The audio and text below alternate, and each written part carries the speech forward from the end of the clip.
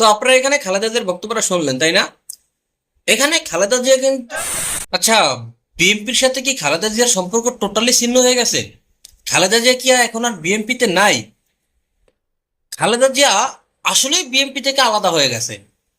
বর্তমান বিএনপি এবং খালেদা জিয়া এক না। বর্তমান বিএনপি থেকে খালেদা জিয়া অব্যাহতি নিয়েছে। আজকে আপনাদেরকে সম্পূর্ণ বিস্তারিত দেখানো হবে, সম্পূর্ণ বিস্তারিত জানানো হবে যে কি কারণে কি কারণে বর্তমান বিএনপি থেকে খালেদা জিয়া আলাদা হয়ে গেছে। আপনারা জানেন যে 5ই আগস্টের পর থেকে বিএনপির 1 নম্বর ভূমিকা পালন করেছে জামাত শিবিরের বিরোধিতা করা, তাই না? তারা মিটিং করে জামাত শিবিরের বিরুদ্ধে, মিছিল করে জামাত শিবিরের বিরুদ্ধে, স্লোগান দেয় জামাত শিবিরের বিরুদ্ধে। যদি 5 মিনিট বক্তব্য দেয় তাহলে সেখানে 4 মিনিটই জামাত শিবিরের বিরুদ্ধে, তাই না?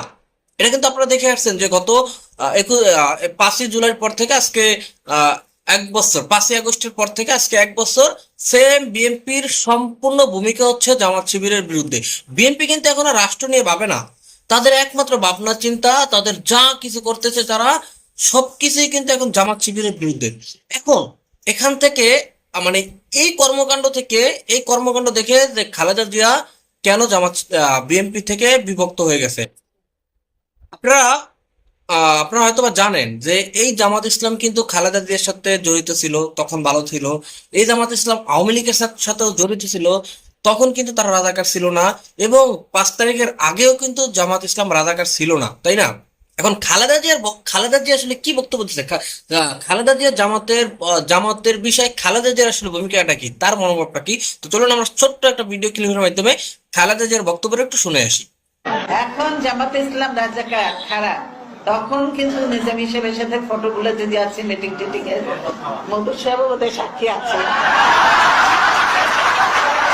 সেই ছবিগুলা কিন্তু এখনো আছে, সাক্ষী হিসেবে আছে যে তারা কিভাবে মিটিং করেছে, কেউ সালাম করছে, কেউ ঝুঁকে সালাম করছে, নানা রকম অঙ্গভঙ্গির ছবি আছে।